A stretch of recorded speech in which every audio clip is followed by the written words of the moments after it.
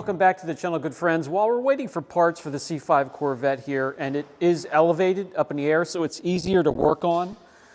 These things are very low to the ground, and it's nice to have them lifted to get the bottom of the vehicle here.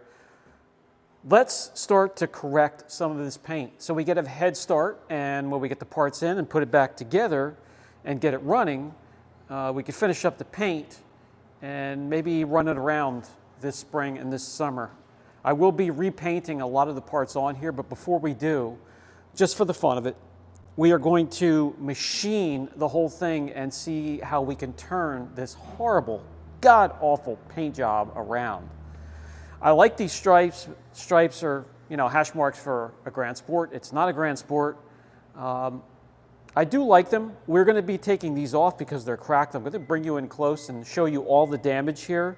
I may order more of these to put back on because I guarantee this thing has been on here so long it's left a permanent mark, even with some wet sanding. We'll see how it goes. With the shop manager keeping a close eye on the project. This is the first thing we're going to do is get these hash marks off of here. It'll probably come off okay till we get up to here, and then it'll come off in a million different pieces and then have plenty of adhesive left over to get off as well. And then we have this horrible paint. You name it.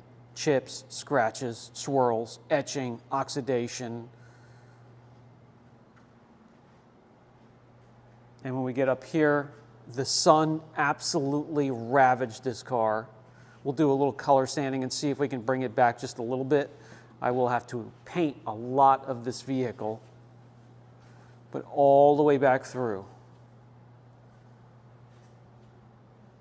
And then the worst part of it is on this hood, the sun just absolutely destroyed it.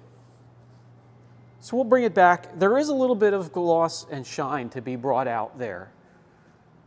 I know because I've done it before. And we'll probably do that so I can get through the spring and summer, just taking it for some trips here and there. And then I'll make it a winter project of repainting a lot of it, or maybe even all of it. Let's get started.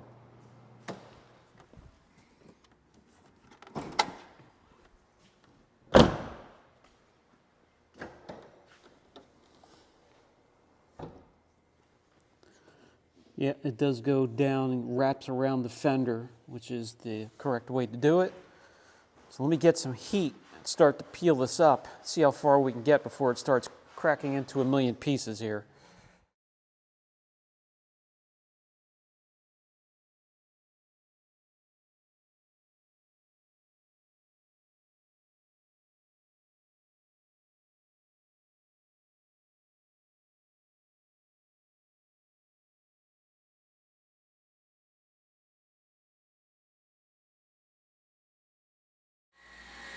And as I would have guessed, from here to here came off in little tiny pieces. Now we have all of this adhesive left over.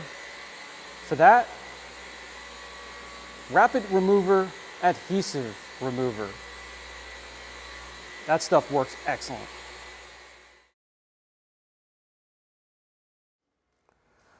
The bottle says in only 60 seconds. I could tell you it is almost that quick and effortless. For the most part, this will be a two-step, in some places a three-step correction. And we're going to start with the cutting process. This is hard, stubborn clear coat GM from the early 2000s. This is before they started to transition to a water-based clear. So we're going to cut with, so we're not going to use I normally go with the ACA 500. We're going to go with the adaptive abrasive technology, the AAT. So this is the 3D AAT 501, works wonderfully and works with a foam or wool pad. And I just so happen to have the hybrid purple wool pad attached to the rotary.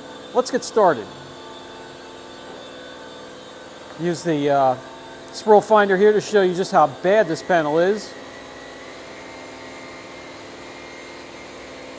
Car was washed with a Brillo pad. Let's turn this around.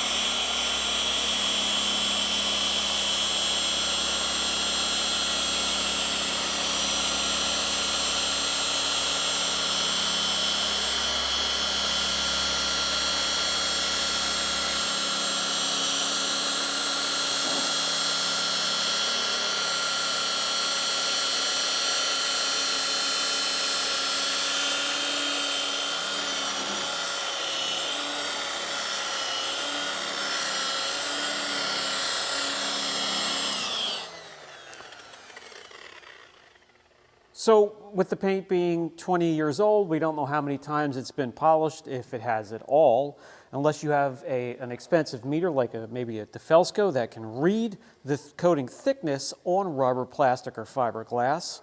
You're just going to have to guess. And what I'm going by is the orange peel effect in the paint. And there's still some left. So it hasn't been polished, crazy flat yet. And I'm not going to finish with it being crazy flat. And it's not going to be perfect either. We're just going for marked improvement. And let me get through the cutting process on the rest of this fender. Before I move on, I do want to wipe off the residue and see if this step is doing what I want it to, removing the oxidation, etching, swirl marks. There's going to be a little bit of a haze.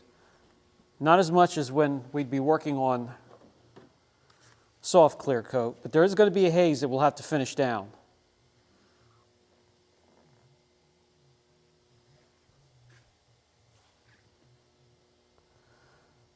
Pretty damn good improvement, but there's room for more. And in the second step, we're going to do that. We're not going to go any further cutting with the wool pad. Let me bring you in and show you what I mean.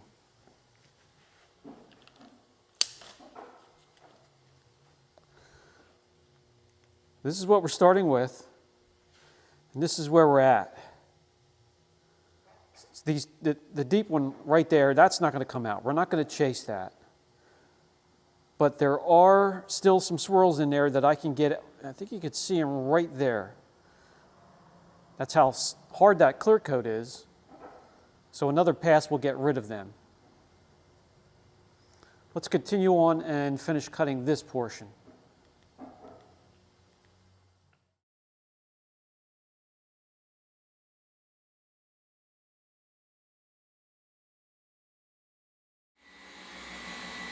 Cutting process on the fender is complete. You can see the haziness left behind, but already there is a nice turnaround.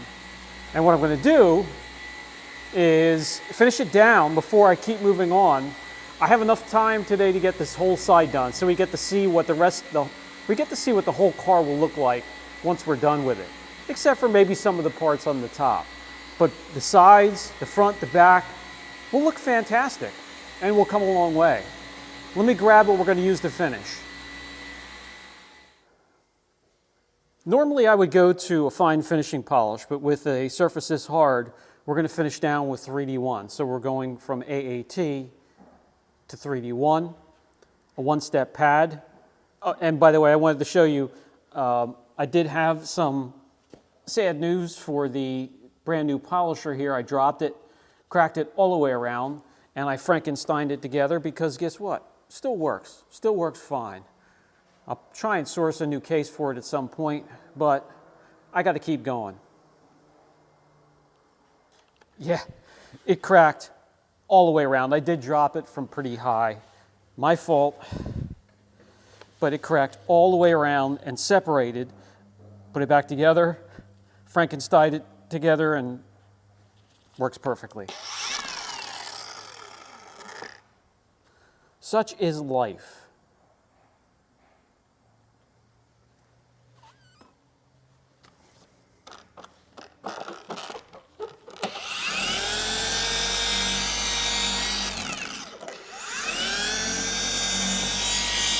Yeah, so on hard clear, instead of a finish pad and a finishing polish, the stubborn clear gets a one-step pad and a one-step polish to finish. That's how hard, tenacious it is.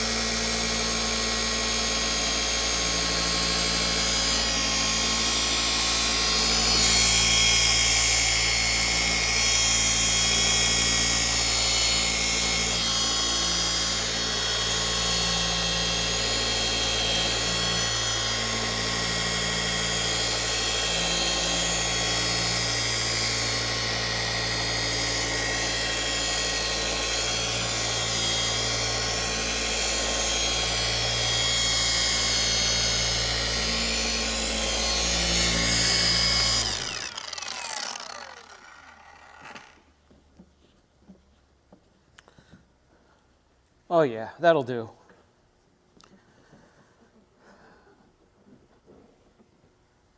Very happy with that. Reflection,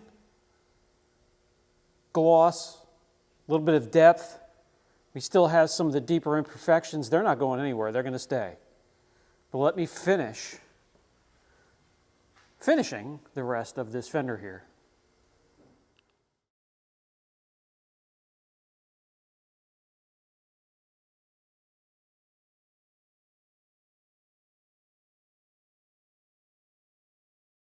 So after using the 3D1 to finish down and a good wipe down,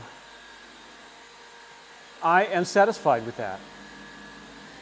You know, if the rest of the car looks like this compared to, you know, what it did originally, I'd be fine driving this, scooting around town. So we're going from this hammered mess to this. Just some of the deeper imperfections left, but a huge, huge difference. So what I'm going to do, on the door here, we're going to have to do 3 steps. Yes, we're going to have to do, sorry about the sun, is what we did on the fender, but we're going to have to add a step up here in wet sand. So I'm going to do this tonight, and I'll break it down into sections. So it'll be another video where we tackle the door and the quarter panel, because this will need wet sanding up here as well. Wet sand from here to here, use the rotary on the whole thing, finish down with 3D1, and this side is done. So I'll see you guys in the next video. I invite you back to see how the progress goes. I apologize for all the noise with the compressors and the polishers and lots of noise, but the boys have a full house, full lot outside, booked for a month and a half. So I have this little corner over here that I can play with, or I can play in, and that's where we're going to get our work done. And that will do it for this video. The shop manager and I are going to keep going, and we'll see you in the next video.